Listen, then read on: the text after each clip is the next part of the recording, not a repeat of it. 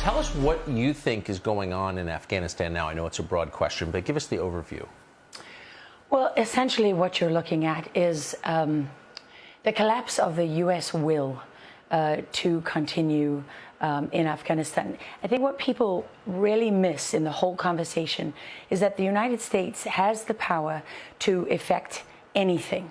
And the Afghans know that. So what's really interesting about living on the ground with people in a country like Afghanistan is that you get to see, when you take away the prism of, political spin and parties and, all the trappings that we have that obscure the truth from us in the U.S., these people, they teach you how to look at things in their most basic form. Yes, right? that is so true. That's what they do, yes. And that's how they look at it. So they know, for example, the United States could bomb the Taliban supply lines right now. They're all coming from Pakistan. Everybody knows it. In fact, they're coming right through the Spin Boldak border crossing, one of the early ones that the Taliban took in the beginning of this offensive.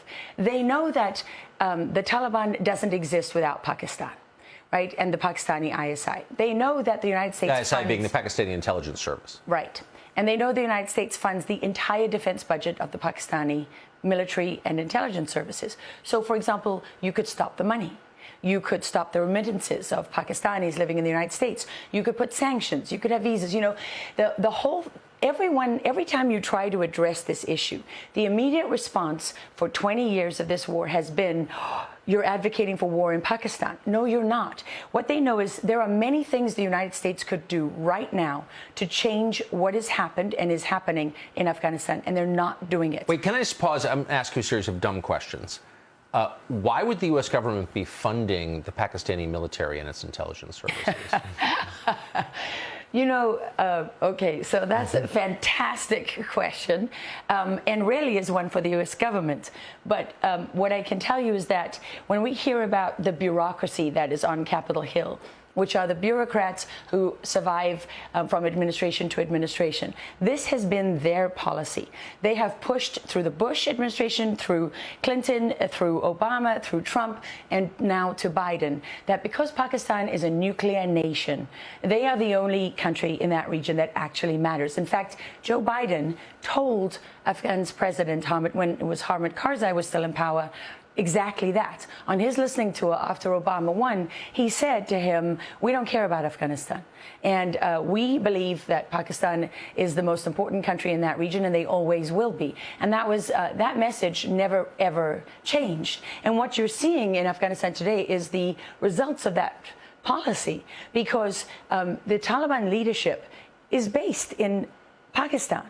I mean, yes. The Quetta Shura, the Peshawar Shura, and the Miram Shah Shura. Those are the three leadership councils that cover the entire war for the Taliban in Afghanistan. They are not just in Pakistan, they are in the loving and warm embrace of the ISI, who recruits on their behalf when, who orders Pakistanis in the tribal areas to give up their children to go and fight. They don't have a choice sometimes. And the United States has known this from day one. I mean, this is the staggering part to me, is that when you hear this debate, the intelligence agencies failed to see this.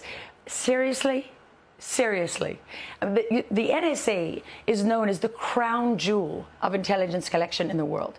There isn't a digital signature in existence that they don't collect and store and analyze and have algorithms and everything else to sort through. The idea that they missed this, do you know what it takes to do an invasion like this? You have to stage forces. You have to plan. You have to have meetings. You have to have, weapons that are moving in. I'm looking at our producers. Are you listening to this? I mean, you have to have deals. You're making...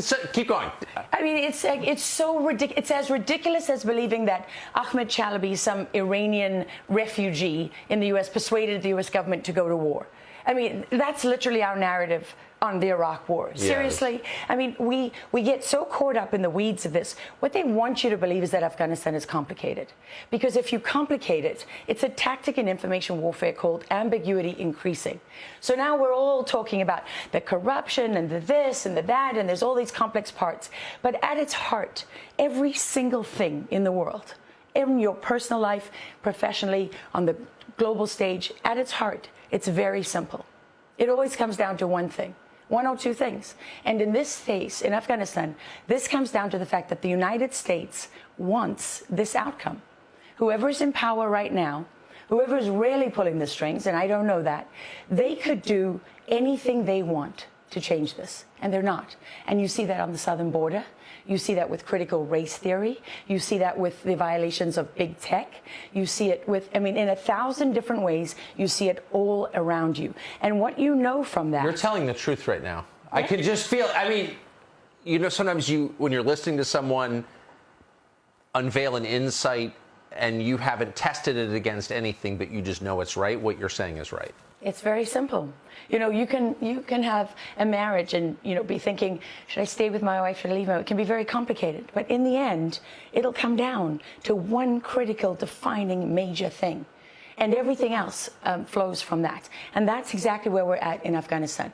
The United States government could change this even today, and they don't do it. They don't use the leverage they have with Pakistan. They'll give you 5,000 reasons, but it doesn't matter. They don't tell you the national security threat posed by letting the cartels come across the southern border, do they? They only have a conversation about one thing, the humanitarian aspect. They never address that. Well, they're not addressing right now. You know what they're not addressing? All of the Al-Qaeda and other Islamic terrorist literature and communications that they're picking up that are celebrating this as a massive defeat. They're not talking about why the Taliban are dismantling advanced U.S. military equipment and sending it back over the border to Pakistan. And worse, they're not stopping it. Why? We are, the NSA and the National Geospatial Agency, which controls the satellites, and all of these other arms of the United States government are watching this happen in real time. They are seeing advanced U.S. military equipment going over the border into Iran and going into Pakistan, and they're doing nothing to stop it. Why not? So what the Afghans will tell you, what they will tell you is that the United States chose this outcome.